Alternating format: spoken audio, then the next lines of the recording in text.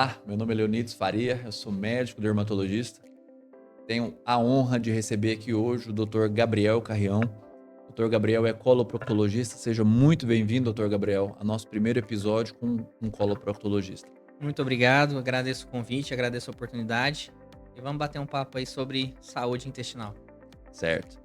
Dr. Gabriel, primeira pergunta, eu queria falar o seguinte: como o médico consegue se tornar um médico coloproctologista? Qual que é o caminho que o médico deve ter sido traçado até conseguir ser chamado de médico coloproctologista? Então, são basicamente 6 anos, né, de faculdade de medicina. Posteriormente, a gente faz uma pós-graduação, Lato Sensu, que é a residência médica, que é um programa de formação intensiva, né, pela lei 60 horas, que a gente faz 2 anos de cirurgia geral e, posteriormente, uma nova especialização, que no caso a gente costuma chamar na medicina de subespecialização, em coloproctologia por mais 2 anos. Então, totaliza aí pelo menos 10 anos de estudo para conseguir atender os pacientes da melhor maneira possível nessa parte de saúde intestinal. Doutor Gabriel, só reforçando, foram 6 anos de medicina e mais 4 anos, dois de cirurgia geral, dois de coloproctologias, realizando 60 horas por semana apenas de prática para eu conseguir ser um coloproctologista. Certo? O Exatamente. senhor fez residência onde de cirurgia geral e de coloproctologia, doutor Gabriel? Bom, primeiro na formação médica eu fiz medicina na PUC Goiás, né, em Goiânia. É, Posteriormente eu fiz cirurgia geral na Santa Casa de Misericórdia de Goiânia.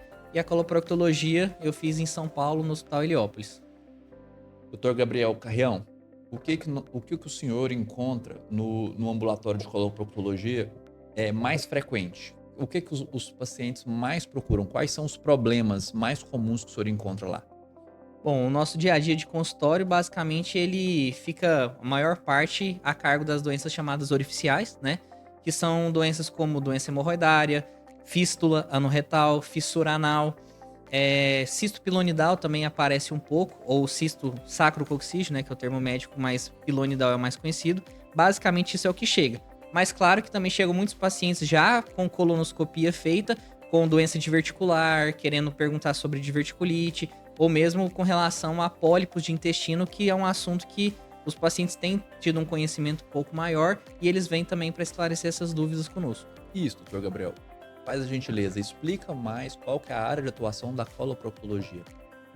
Qual que é a área que ela abrange dentro da medicina?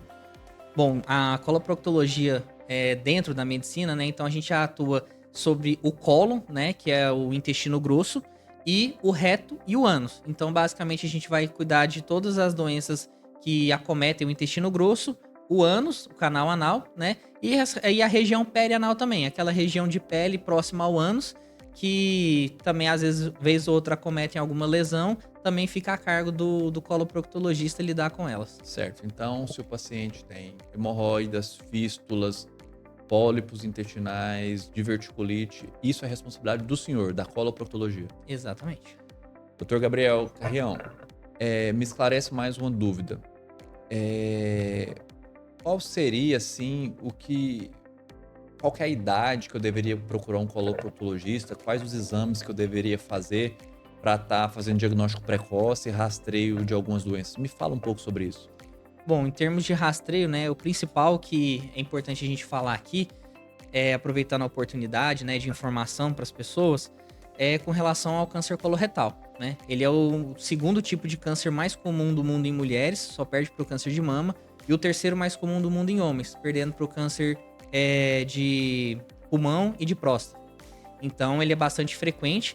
O rastreio começa a partir dos 45 anos e segue até os 80 para ambos os sexos, tanto homens quanto mulheres.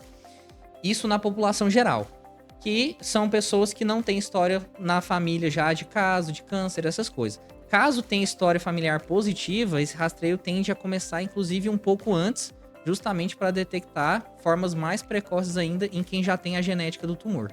Certo. Então, doutor Gabriel, é o seguinte, então o homem, a mulher, a partir dos 40 anos, tem que ter alguns cuidados.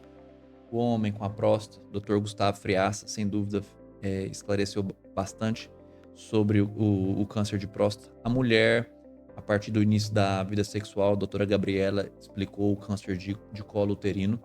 E o câncer de cólon também, ele deve ser investigado a partir dos 40 anos. E essa investigação, eu faço uma colonoscopia aos 40 anos e depois só faço aos 50, ou isso tem uma periodicidade, ou vai depender de cada caso? O que o senhor me fala sobre isso aí? Então, temos diretrizes para isso, né? O rastreio, então, se inicia aí por volta dos 40, 45 anos. E dependendo dos achados daquela colonoscopia, que vai ditar quando vai ser realizada a próxima colonoscopia. Então, se o paciente faz um exame de rastreio e não vem nada de alterado, teoricamente, o próximo exame dali 5 anos. Acaba que na prática a gente sempre encurta um pouco por excesso de zelo, né? Agora, se o paciente vem um pólipo, aí a gente tem que ver qual o tipo de pólipo que veio, né? Se veio um pólipo com adenoma de alto grau, tem que repetir em 6 meses. Se veio um pólipo com um adenoma de baixo grau, aí você pode repetir em até 3 anos. Claro que a gente sempre tenta ser o mais precoce possível, mas não tem essa necessidade de colonoscopia anual. Doutor Gabriel, então assim, se eu tiver alguma dúvida, né, eu preciso de um profissional, um coloproctologista igual ao senhor, onde eu posso encontrá-lo? Qual hospital, em qual cidade, como é que é isso? Bom, eu atendo em vários lugares, inclusive em cidades diferentes, mas assim, meu berço mesmo, né? Minha maior área de atuação é Goiânia, né? Região metropolitana. E eu fico mais na clínica do Instituto de Saúde Assistida, lá em Goiânia. Fica no setor Bueno. E basicamente a maior parte dos pacientes que eu atendo eu concentro lá. Não, eu vou pedir o Pedro Lucas. Pedro Lucas, coloca na descrição pra gente, por gentileza, o telefone da clínica que o Dr. Gabriel Carrião atende, que caso tenha alguém interessado em consultar com ele, excelente médico, coloproctologista, explicou pra gente, foi muito produtivo, Dr. Gabriel. Queria agradecer por ter esclarecido quais são a área de atuação da coloproctologia, né? Quando procurar, né? E onde procurar. É o mais importante, né? Sempre que a gente tem uma dúvida, às vezes o paciente procura na internet, procura um amigo ou outro, mas sem dúvida nenhuma o profissional especializado, subespecializado, como é o caso do senhor, porque a coloproctologia não é uma especialidade médica, ela é uma subespecialidade, que é uma especialidade dentro da especialidade, né? Uhum, Então, sem sim. dúvida nenhuma, vai ser o profissional que tem perícia, que tem conhecimento para estar realmente esclarecendo as dúvidas. Queria agradecer a participação do senhor no podcast PES.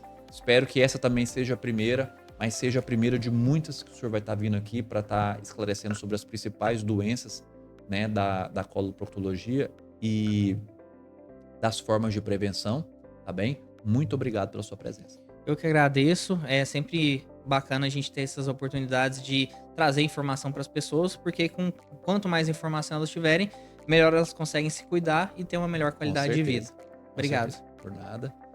Grande abraço a todos e muito obrigado.